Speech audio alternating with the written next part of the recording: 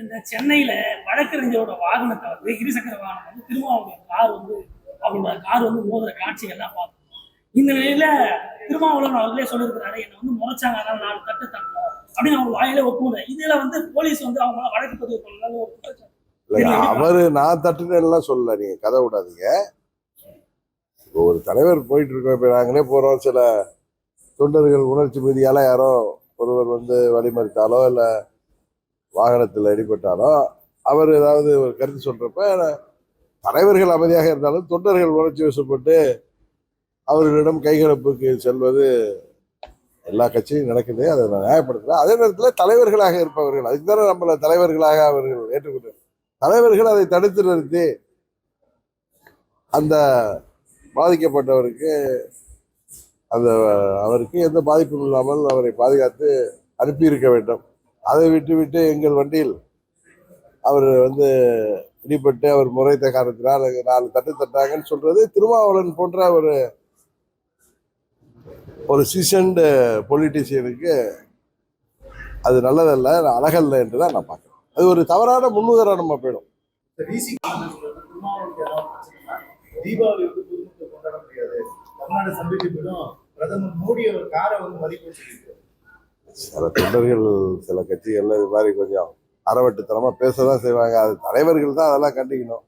இப்போ எங்க கட்சியில சில தொண்டர்கள் வண்டியில நாங்கள் போயிட்டு இருக்கப்ப இது மாதிரி போய் யாராவது ஒருவர் இடையூறாக இருந்தா போய் அவங்கள்ட்ட கொஞ்சம் கரண்டு முரண்டா நடக்க போயிடுவாங்க. அது நம்ம பார்வைக்கு வர்ற போய் அதில் அங்கே இருக்கிற அடுத்த கட்ட தலைவர்களும் அதை தடுத்து இது போன்ற செயல்பாடுகள் இல்லாமல் பார்க்கணும்.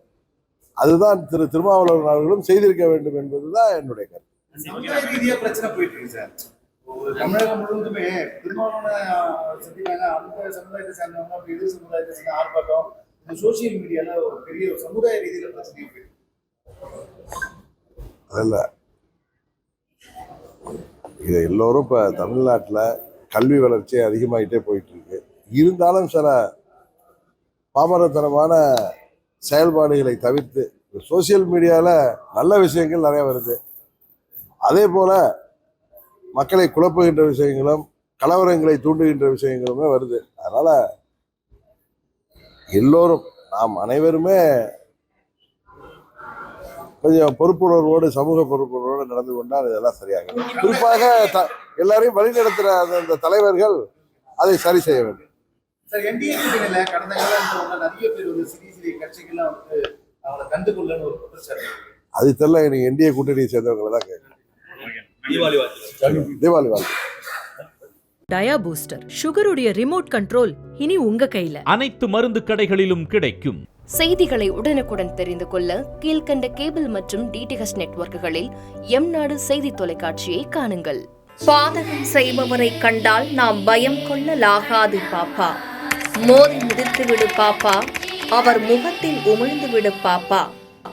அண்மை செய்திகளை உடனுக்குடன் தெரிந்து கொள்ள இணைந்திருங்கள் எம்நாடு தொலைக்காட்சியுடன்.